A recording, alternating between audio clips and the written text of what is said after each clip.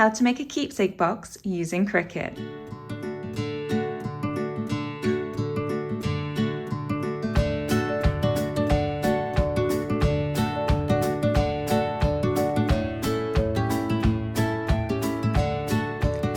Hi guys, welcome back to Briar Society. I'm Rebecca and today I'm showing you how to create this wedding memory box using Cricut.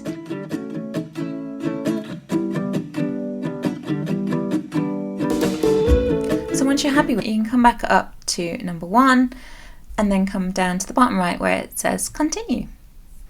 At this stage, make sure your machine is connected to your laptop and switched on so it can find it. Then we are going to select our base material. So right now we're doing it just for this first design, which is your vinyl. We'll repeat this step later on after this cut has happened for the wood. And then we'll flip it back for the third thing. So right now, vinyl. Selecting that material. So mine's in my favorites. If yours isn't here or it's blank, you just need to select browse all materials and select from that list. But it's probably premium vinyl that you're looking for. Simply select that, and then as you can see here, it will instruct you which blade you need, which is going to be different when we come to the wood. But for the vinyl, we're going to load in our fine point blade and put our vinyl onto our mats. Grab your standard grip mat and the vinyl you've cut to size, and you're going to place it shiny side face up, so the backing sheet is going to stick to the mat in the spot that you've told the machine you're going to stick it. Load your mat into the machine by placing it under the little guides on either side, making sure that all 4 star wheels are evenly spaced out. Once it's in, you can press the flashing arrow button to feed it into the machine, making sure you've got good clearance behind. Once your machine is happy, it will start flashing on the C Cricut logo, which means it's ready to go. So you can go ahead and press that now to start your cut.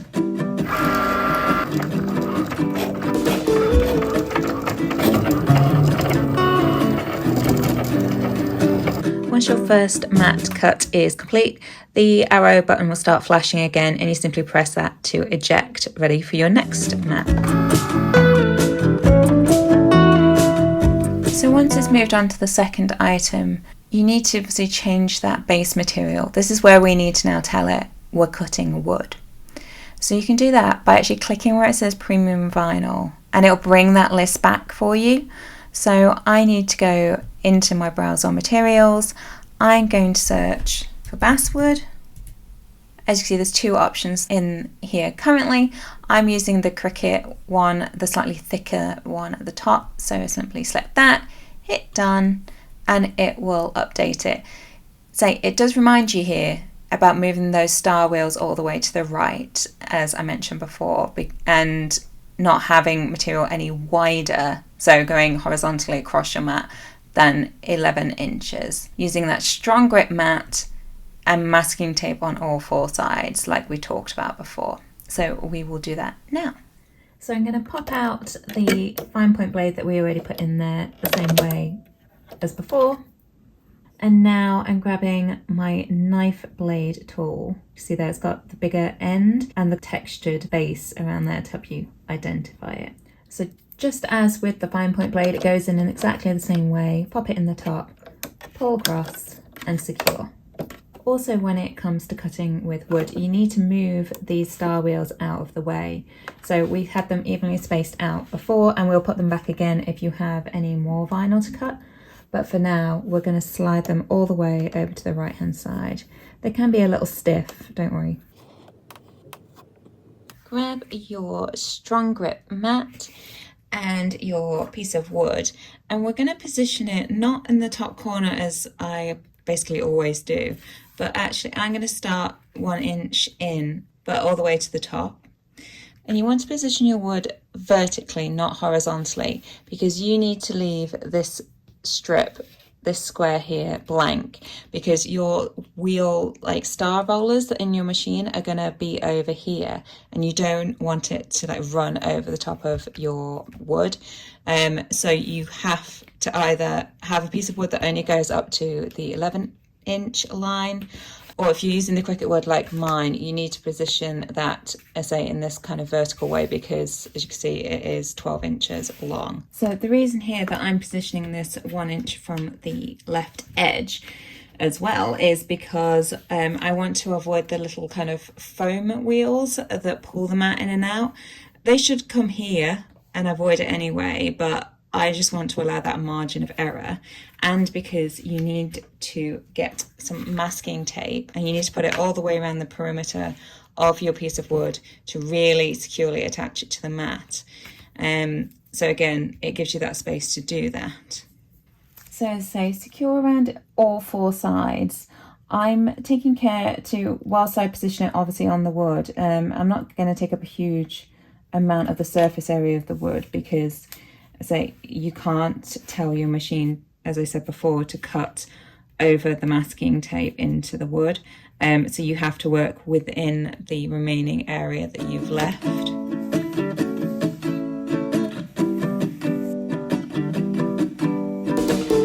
So as before with the vinyl, we're feeding it under the little guides on either side. Double check that those rollers are all the way over to the side and that you have your knife blade in clamp B. So you've got your wood on, it's taped all the way up. This is far enough over that you're going to avoid this roller as well. And then you're ready to go. So you're going to press that flashing arrow button.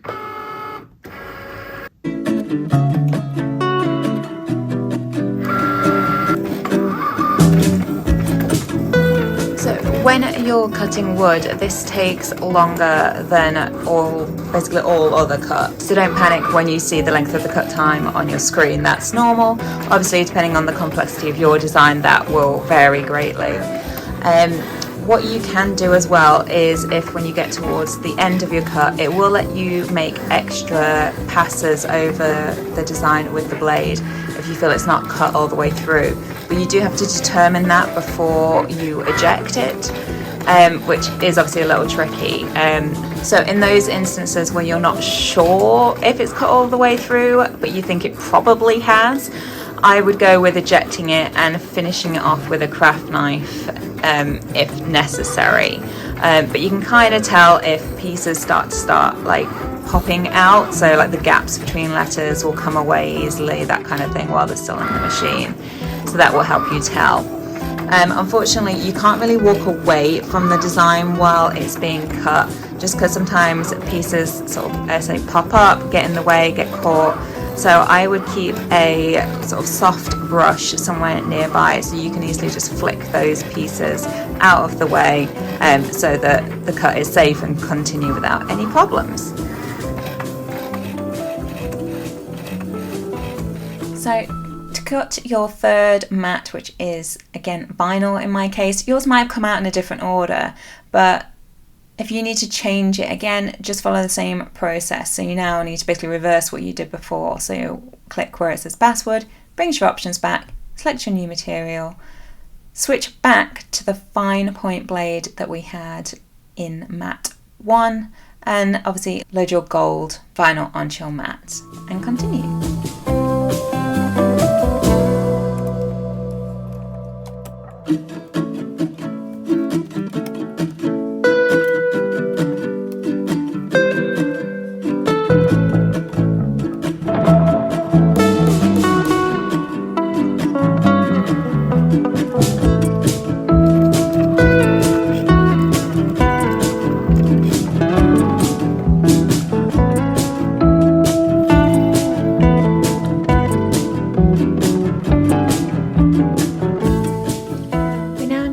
Weed our designs. So what that means is removing all the little bits of vinyl that we don't want to stick to our final design. So that's the little gaps between the letters and then the outer vinyl also. So it only leaves design that you want to stick onto your box.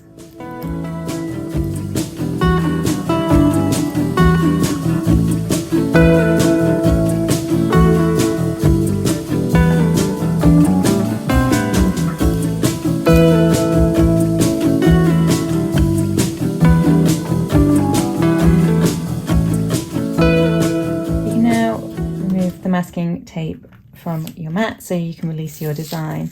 If for any reason you feel like something hasn't gone all the way through, I mean, you can see it has here, but I don't yet know whether these bits have, because they're too sort of central to the design to be able to tell. Although obviously that little bit of the O did pop out, so I think I'm good. But if not, you can always take a craft knife just to finish off the job.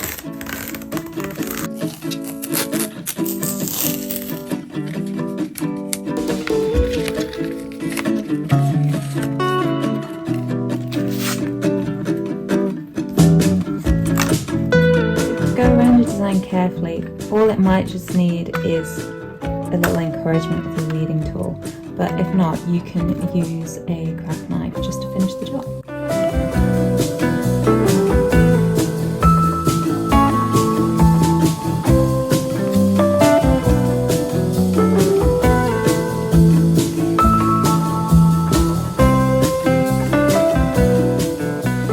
So depending on the quality of the box, the first thing you might want to do is give it a little bit of a sand down, which I've already done.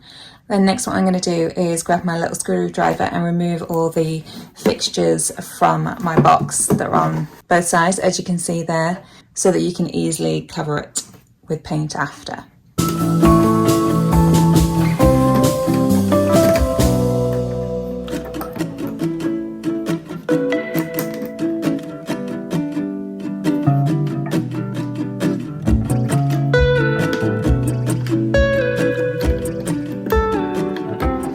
Now that you've got your two pieces separate, what I like to do is cover the edges in masking tape so that it just gets a nice neat finish and you don't end up with any excess paint on like the inside lips. I don't actually paint the inside of my box, just the outside, but obviously if you want to do the whole thing, you don't need to do this step.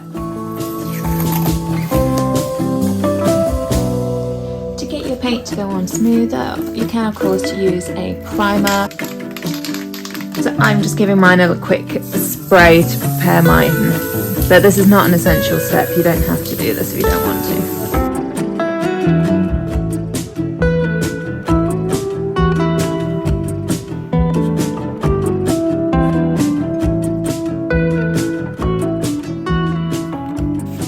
Apply your paint to your box.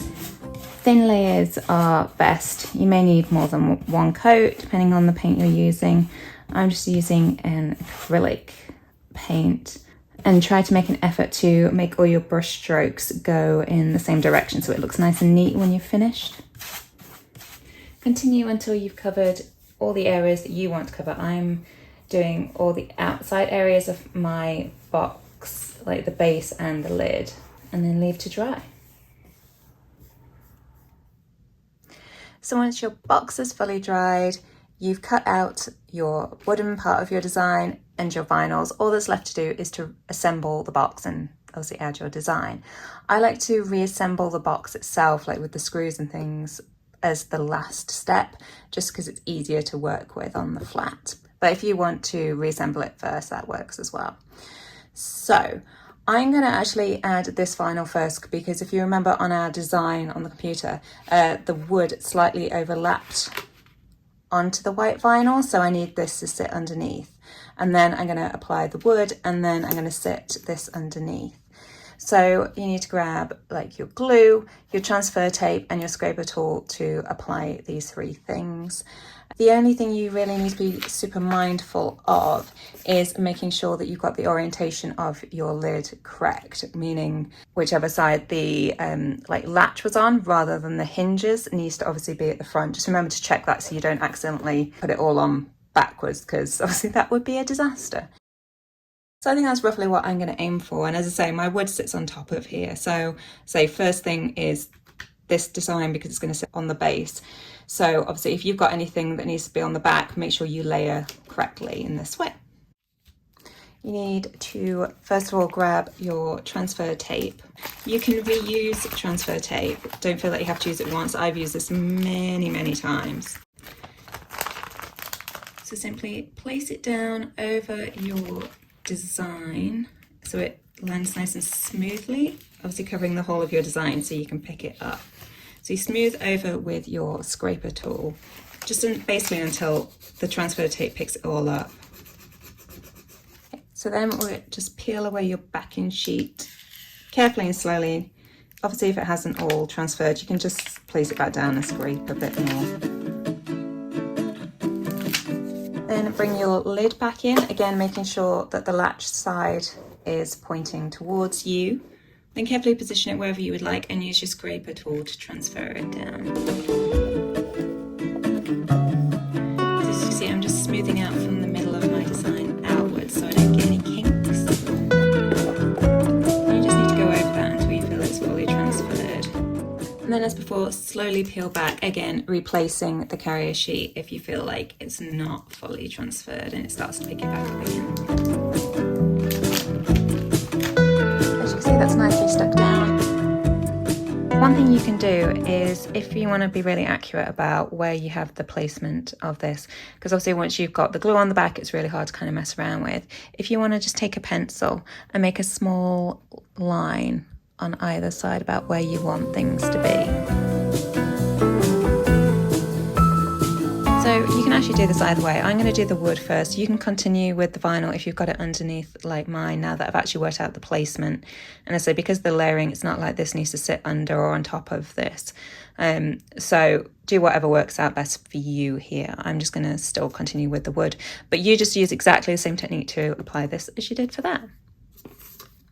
So I'm going to grab my all-purpose clear glue to adhere my wood to my wooden box, and just carefully go over obviously the back, not the front, of the design, carefully going around the whole of the design and then placing it onto the lid and holding it firm. As I'm right-handed, I'm going to start on this side so that I'm not sticking my hand to it as I come across.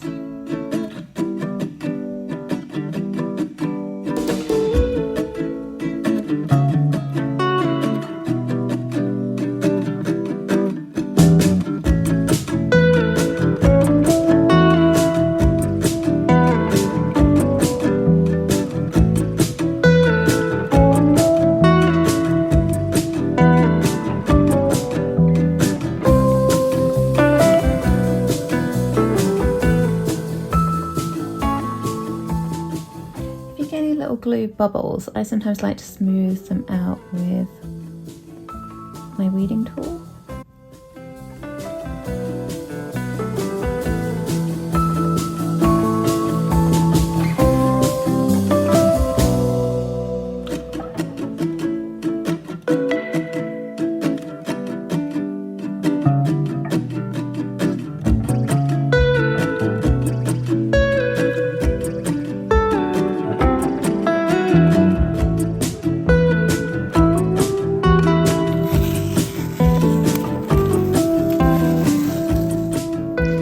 Now you've got your design all set in place, give it a coat of sealant just to keep it all protected from scrapes and colour transfer.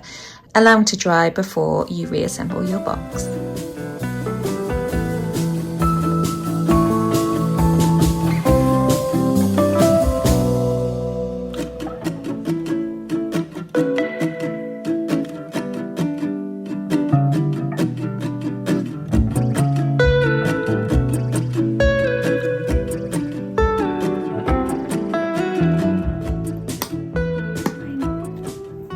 So your box is now pretty much done. Hopefully you're happy with how it's come out. The last thing I like to do, just to make it a bit more premium and to help it sort of endure, is cut a piece of thick patterned card that will go inside the box and act as a liner in the bottom, just to say elevate it and give that a really premium feel. So I'm trying to kind of keep all this in keeping with the style of like the wedding invitation that I received, so that hopefully they'll like it and it will obviously all be in keeping with the theme of their wedding.